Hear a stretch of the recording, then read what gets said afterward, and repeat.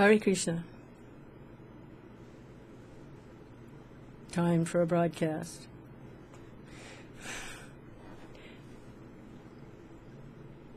Recently, I posted some things about family. I said, my family is Maya. My friends are Maya.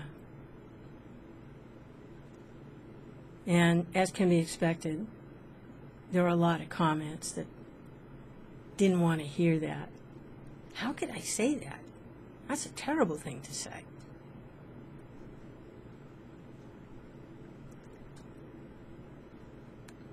I still hold with that. I'm remembering the account of King Chitraketu. I think it's Chitraketu. It's in the Bhagavatam, maybe 6th canto. I haven't read it recently.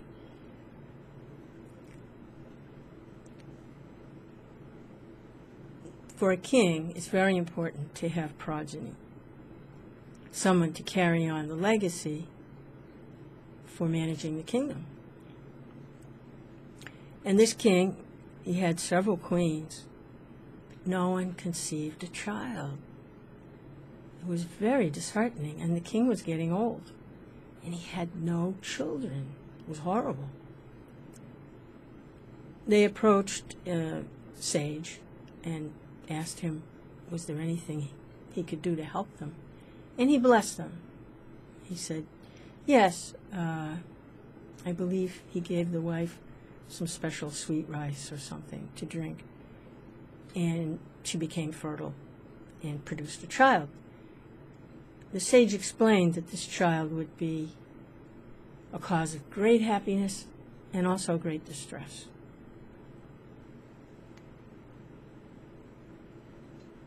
Sure enough, the child was born, and the king was so happy. And he became even more attached to that particular queen. She was already his favorite, but now he didn't have eyes for anybody else. The child was there, the queen was there. He couldn't think of anything else. He was so happy. Well, the other queens, they couldn't stand it. They became consumed with envy and became so hateful and spiteful. They conspired to actually poison the baby, which they did. So on the one hand, the child was a cause of great happiness and joy. On the other hand, immense sorrow. Just a terrible situation. I believe it was Nārada Muni, who else, appeared there to try and relieve the situation from all the misery that was going on there. They needed some enlightenment. And he had some potency. He brought the child back to life and pointed out that here is your mother, here is your father. The child came back from wherever he was headed to, Yamaraja's court or another planet, wherever. Sat up and spoke. Said, Mother, Father? Which mother and father? I've had so many. I've been traveling through 8,400,000 species for a very long time. Which father and which mother? He also spoke about many other things.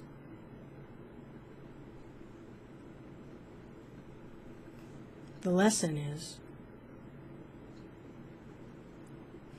the bodily platform of life does not allow us to access our eternal nature. We have our emotions and our loving propensities invested in temporary relationships.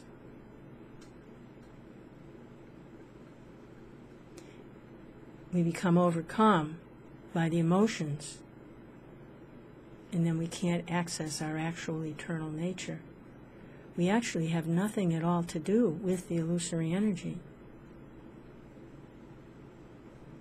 The relationships that we're having, lifetime after lifetime, mother, father, husband, wife, children,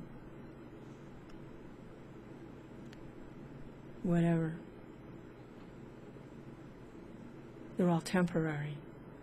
They have a beginning and an end, and then we go through it again and again. This has been going on for a very long time. Might as well be eternally.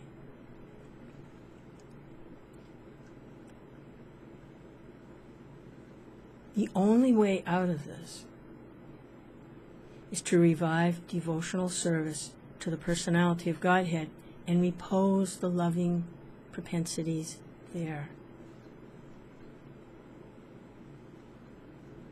And the only way to do that is by the mercy of a pure devotee who is already situated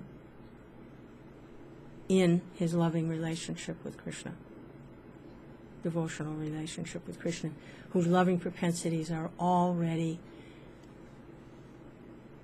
disengaged from anything temporary or material or illusory and engaged in the eternal forms of the Lord, eternal personality of Godhead. It's by the mercy of the pure devotee.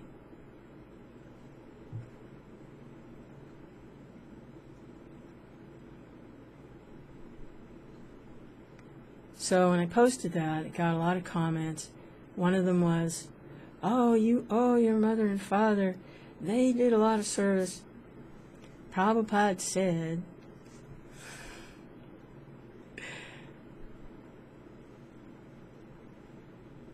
they're all great souls, all these parents.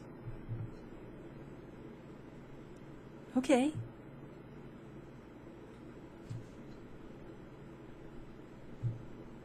Okay. But there's no more debt to pay. We surrender to Krishna. All the debts are paid. There is no more debt to pay. There is no more connection with the material situation. All the material debts are paid. And by doing that, they also get liberation. Krishna promises so many generations back. Get the mercy.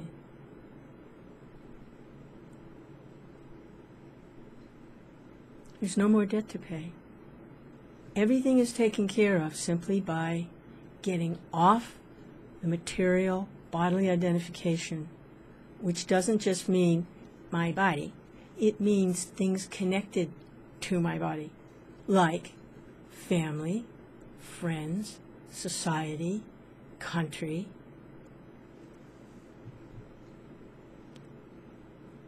There's a gradual process for disengaging,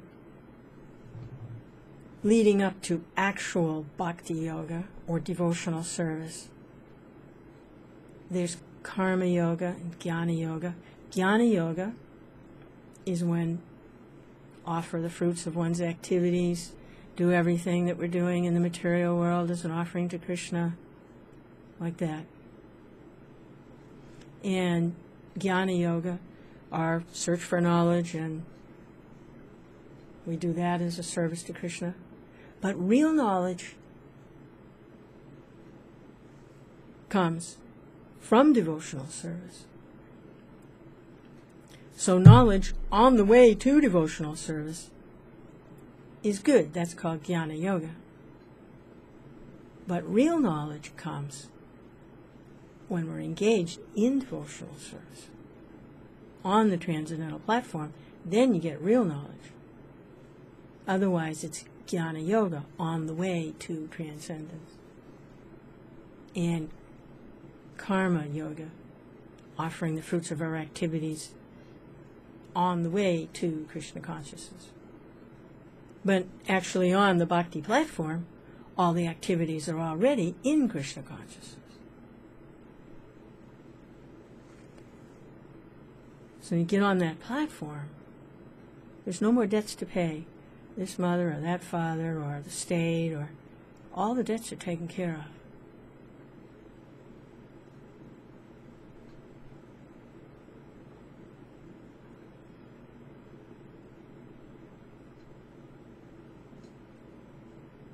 Debt-free.